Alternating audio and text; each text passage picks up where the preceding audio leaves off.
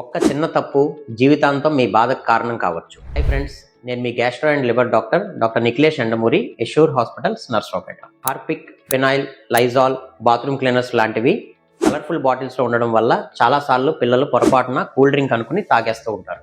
ఇంకొందరు డిప్రెషన్లో సూసైడ్ చేసుకోవడానికి తాగేస్తుంటారు. ఈ డేంజరస్ కెమికల్స్ ఒక్కసారి పొరపాటున తాగితే ఏమవుతుందో ఈ వీడియోలో తెలుసుకుందాం. ఇవి చాలా స్ట్రాంగ్ కెమికల్స్. నోరు, గొంతు, అన్నవాహిక, కడుపు అన్నీ కాలిపోతాయి. లోపల సివియర్ బర్న్స్, అల్సర్స్, హోల్స్ కూడా పడే ప్రమాదం ఉంటుంది.